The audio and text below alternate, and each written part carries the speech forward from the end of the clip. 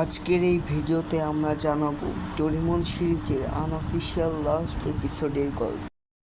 শুরুতেই আমরা দেখি নোবিতা একা বসে আছে এবং হাতে ধরে আছে একটা চিঠিতে লেখা, আমার যাওয়ার সময় হয়ে গেছে, আমাকে ফিরে যেতে হবে 2200 সালে, মানে 2200 সাল আর কি।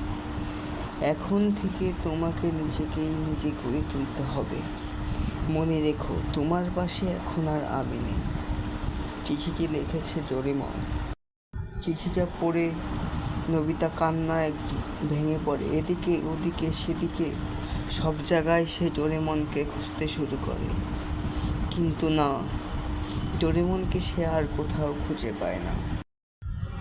এক সময় নোবিতা বুঝতে পারে ডোরেমন আর ফিরবে না।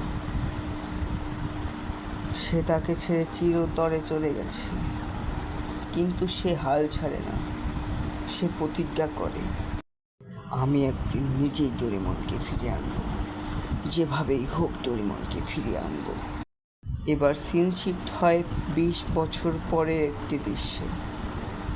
দেখা যায় নোবিতা ল্যাবে কাজ করছে, কোনো এক বিশেষ যন্ত্র নিয়ে সে গবেষণা করছে এবং তার লক্ষ্য হচ্ছে সে ডোরেমনকে পুনরায় বানাবে, নিজের হাতে বানাবে। এক সময় সেই ডোরেমন দ্য ক্যাট রোবট বানানোর থিওরি আবিষ্কার করে ফেলে এবং এটা জানতে পারে মিৎসুশিবা কোম্পানির মালিক। মিৎসুশিবা তখন অতটাও জনপ্রিয় কোনো কোম্পানি না। আমরা এর আগে জেনেছি যে Mitsushiba company Doraemon the cat robot তৈরি করে।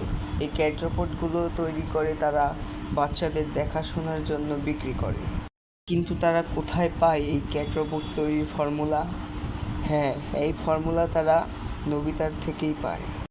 যখন সম্পূর্ণ থিওরিটা প্রস্তুত হয়ে যায়, তখন মিৎসুশিবা কোম্পানির মালিক নোবিতা তার কাছে আসে এবং বলে, তোমার থিওরিটা আমার কাছে বিক্রি করে দাও।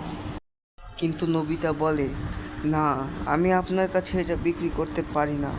আমি এই থিওরিটা বানিয়েছি আমার বন্ধু ডোরেমনকে ফিরিয়ে আনার জন্য। তখন সে নোবিতাকে হত্যা করে। এরপর অনেক বছর কেটে যায়। আমরা দেখতে পাই ডোরেমনের নাতি সিবাশি ডোরেমনকে পায়। হ্যাঁ, সেই ডোরেমন, যেই ডোরেমন নোবিতার জীবন থেকে হারিয়ে গিয়েছিল। এবং সিবাশি ডোরেমনকে আবার নোবিতার ছোটকালে ফেরত পাঠায় এবং শুরু হয় আবার ডোরেমন ও নোবিতার সেই পথ চলা।